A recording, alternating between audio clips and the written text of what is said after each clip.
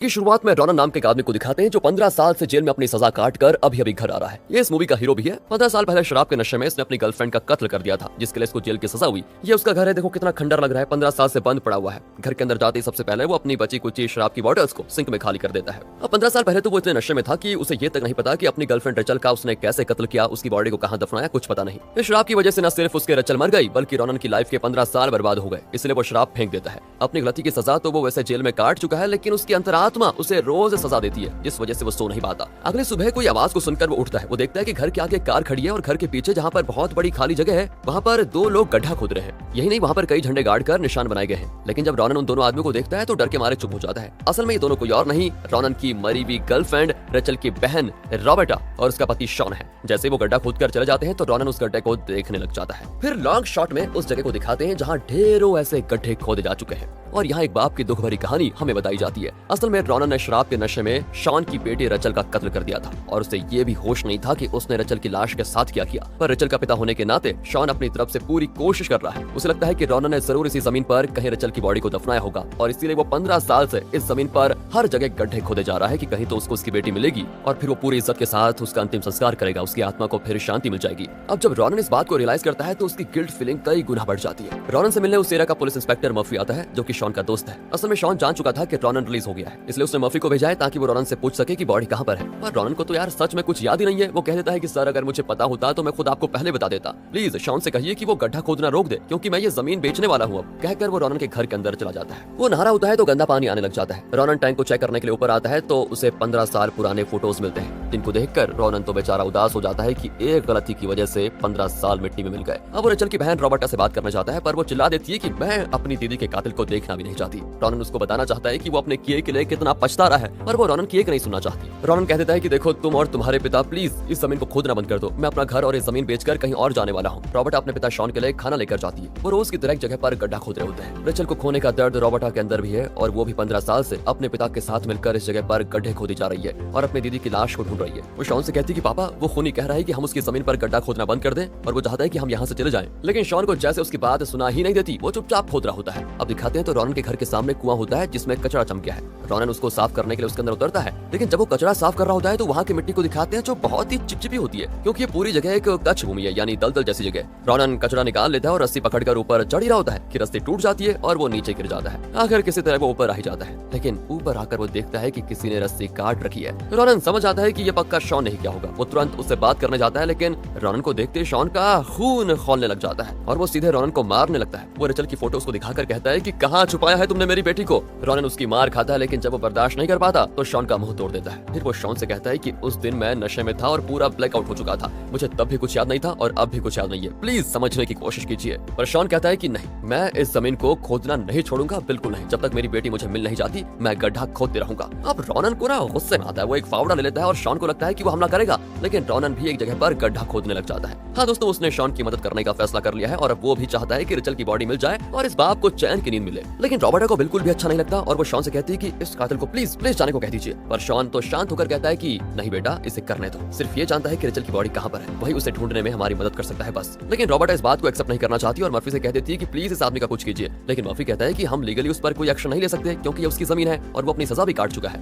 यहाँ शॉन को दिखाते हैं जो वहाँ पर इकलौते बेरी के पेड़ से फल तोड़कर पानी की बोतल में मिक्स करके रॉनन को देता है और कहता है कि इसे रोज 2 बार पियो और याद करने की कोशिश करो कि रचल को तुमने कहाँ पर दफनाया। रॉनन भी उसे पीकर कई गड्ढे खोदने लग जाता है। शाम को घर पर आता है तो दीवार पर किसी ने कातिल करके लिखा होता है। रॉनन अपनी सजा काट चुका है, लेकिन टाउन के लोग उसे माफ नहीं करते अभी भी। इस बात से रॉनन बहुत दुखी हो जाता है। अगले दिन रॉबर्ट आकर कहती है कि हमें तुम्हारी मदद नहीं चाहिए, नहीं चाहिए, तुम बस हमारी जिंदगी से चले जाओ चुपचाप। मेरे पापा अपना काम छोड़कर रोज गड्ढे खोद रहे हैं और यही उन्हें पिछले 15 साल से जिंदा भी रख रहा है और मैं अपनी पूरी लाइफ को छोड़कर उनकी मदद कर रही हूँ, प्लीज हमारे काम में अड़चन मत डालो। दूसरी ओर शॉन ने उस जमीन पे एक शेड बनाया होता है जहाँ वो एक मैप पर मार्क कर रहा होता है कि अब तक उसने किन जगहों पर गड्ढे खोदे हैं और आगे कहाँ खोदना है। तब वो रॉनन को एक झंडा दूसरी जगह शिफ्ट करते हुए देखता है। शॉन तो गुस्से में कहता है कि तुम्हारा काम है सिर्फ गड्ढे खोदना, समझे, उसके अलावा तुम्हें कुछ भी चेंज नहीं करना है। अब रॉनन गड्ढा खोद रहा होता है तो अचानक फावड़े पर कोई चीज लगती है, शायद कोई कंकाल। शॉन रोते हुए वहाँ पर आता है और रॉनन को धक्का देकर वो हाथ से मिट्टी निकालने लग जाता है। ये किसी जानवर का कंकाल है यार। रोनन रोते हुए कहता है कि उस दिन मेरी और रेचल की बहुत बहस हुई थी और वो घर छोड़कर जाने की बात कर रही थी। उसके बाद क्या हुआ मुझे सच में याद नहीं। शॉन कहता है उस दिन जब हम सब रेचल को ढूंढ रहे थे तुम घर पर अकेले थे और तुम्हारे नाखूनों पर मेरी बेटी के स्किन के टुकड़े भी थे, क्या वो भी तुम्हें याद नहीं? नहीं सर, मुझे कुछ भी याद नहीं है। शॉन उसे दूसरा गड्ढा खोदने को कहता है। कुछ देर के बाद रोबर्टा वहाँ पर आ जाती है तो रोनन कहता है मुझे तुमसे जरूरी बात करनी है, क्या आज शाम को बार में मिलोगी?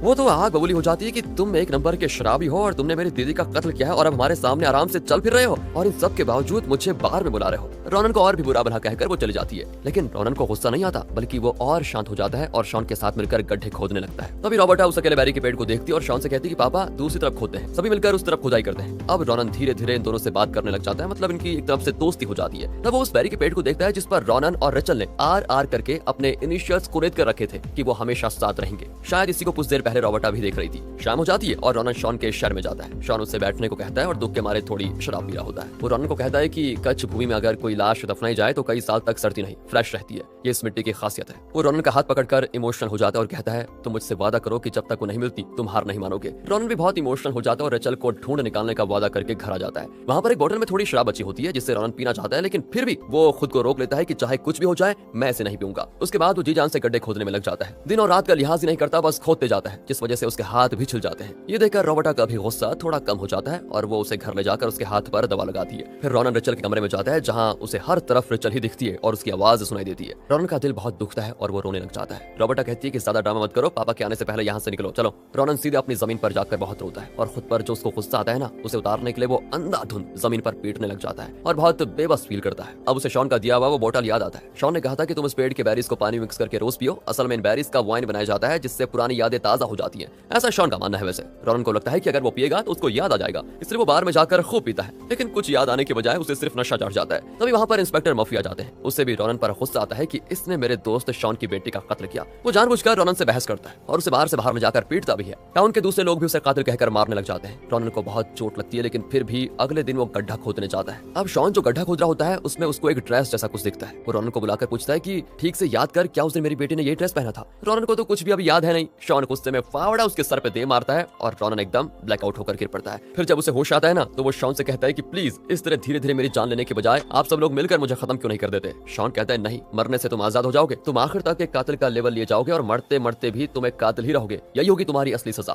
फिर वो उस ड्रेस को मर्फी के हवाले कर देता है कि इससे कुछ पता लगाने की कोशिश करो। यहाँ रॉबर्टा जान गई थी कि रोनन किसी दुख दर्द से गुजर रहा है, तो वो उसको दिलासा देने जाती है। रोनन रो पड़ता है और पूछता है क्या तुम जानती हो कि बचपन में मेरे पेरेंट्स मुझे कितना टॉर्चर क्या करते थे? वो कहती है हाँ, असल में रोनन, रेचल और रॉबर्टा एक ही जगह पले बड़े हुए हैं। रोनन के पेरेंट्स उसे बहुत टॉर्चर किया करते थे, जिस वजह से बचपन से वो बहुत ही स्ट्रेस में था। इस तरह अपनी कहानी सुनाते हुए रोनन बहुत इमोशनल हो जाता है और कैजुअली रॉबर्टा का हाथ टच करता है, लेकिन रॉबर्टा अपना हाथ छुड़ा लेती है और उसे मारती है कि मेरी दीदी को मारकर तो मेरा हाथ पकड़ रहे हो। लेकिन न जाने उसे रोनन पर दया जाती है या उसे रोनन पसंद है, लेकिन वो अचानक रोनन को किस करने लग जाती है भाई। एंड एक पॉइंट पर दोनों रियलाइज करते हैं कि ये गलत है और अलग हो जाते हैं दोनों। तब रोनन नोटिस करता है कि रॉबर्टा के गले में एक चेन है। वो पूछता है कि ये तो रेचल का चेन है। रॉबर्टा कहती है हाँ, ये असल में मेरी माँ की चेन है, उन्होंने रेचल को दी थी, लेकिन ये चेन फिर मेरी माँ के पास आ गई। पर रेचल के मरने के बाद माँ को कैंसर हुआ और लगभग 2 साल वो बिस्तर पर पड़ी रही। तभी पापा अपनी पत्नी के साथ नहीं होते थे, बल्कि यहाँ पर गड्ढा खोदते रहते थे। माँ के आखिरी वक्त में भी पापा उनके पास नहीं थे, सिर्फ मैं माँ के पास थी। मरने से पहले माँ ने मुझे ये चेन दी थी। इसी बीच बाहर मर्फी अपनी टीम को लेकर रोनन के घर को सर्च करने आ जाता है, क्योंकि अगर रेचल का ड्रेस यहाँ मिला तो रोनन के घर में रेचल की लाश मिल सकती है। रोनन पूछता है कि क्या आपके पास कोई सर्च वारंट है? मर्फी कहता है कि बेटा अगर तुमने हमें रोका तो फिर से तुम्हें अरेस्ट करने का वारंट भी मेरे पास आ जाएगा,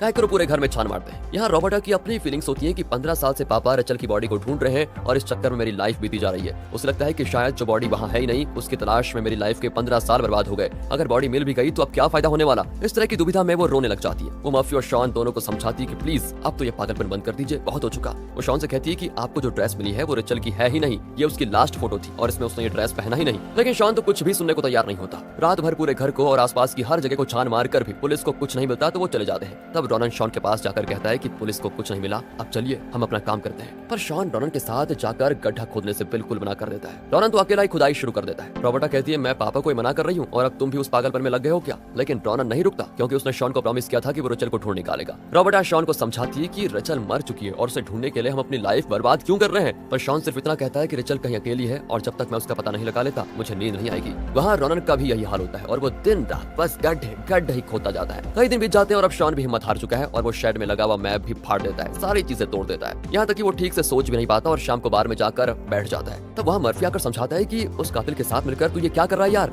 एक बेटी तो मर गई और अब दूसरी बेटी की भी जिंदगी बर्बाद करोगे क्या, ये खुदाई बंद कर और रॉबर्टा के फ्यूचर के बारे में सोच। लेकिन शॉन तो पहले से फ्रस्ट्रेटेड था और वो अपने दोस्त मर्फी को मारने लग जाता है। दूसरी ओर रॉनन दिन रात गड्ढे खोदकर थक चुका था और थोड़ा आराम करने शेड के अंदर जाता है। वहाँ टूटी हुई चीजों के बीच उससे फोटो मिलती है जिसमें रेचल और उसकी बहन रॉबर्टा होती है। रेचल के मरने से पहले फोटो ली गई थी। उसे रॉनन शेल पर रखकर बाहर आ जाता है तो मर्फी शॉन को ड्रॉप करता है। बाहर में तो उनकी लड़ाई हो गई थी लेकिन अभी फिलहाल तो मर्फी शॉन को वापस लेकर आ गया है। मर्फी कहता है कि तुम गलत कर रहे हो शॉन, अपनी मरी हुई बेटी को ढूंढने के चक्कर में तुम अपनी वाइफ ब्रेंडा के आखिरी वक्त में भी उसके साथ नहीं थे, याद नहीं है तुम्हें, बल्कि यहाँ खुदाई कर रहे थे तुम। वो बेचारी अकेली पड़ी अनाथ की तरह मर गई। और ये कहकर मर्फी चला जाता है। अब रॉनन और शव बैरी के पेड़ के पास बैठे होते हैं। रॉनन पूछता है कि ये इंस्पेक्टर मर्फी क्या कह रहा था, मतलब आपकी वाइफ जो मरी थी उनके पास कोई नहीं था क्या? शॉन कहता है वो ठीक ही तो कह रहा था, जब मेरी वाइफ अपनी सांसें गिन रही थी तो वो सिर्फ इतना चाहती थी कि उसकी बड़ी बेटी रेचल की आत्मा को शांति मिले, उसके शरीर का अंतिम संस्कार हो, इसलिए मैं यहाँ पर खुदाई कर रहा था। लेकिन क्या करूँ, आखिर में जब वो मरी तो उसके पास कोई नहीं था। अब ये सुनकर रॉनन शॉक हो जाता है और पूछता है उस वक्त रॉबर्टा तो उनके साथ थी ना, गड्ढा तो सिर्फ आप खोद रहे थे? शॉन कहता है नहीं, जब मेरी वाइफ मरी तो रॉबर्टा उनके पास नहीं थी बल्कि यहाँ पर गड्ढा खोदने में मेरी मदद कर रही थी।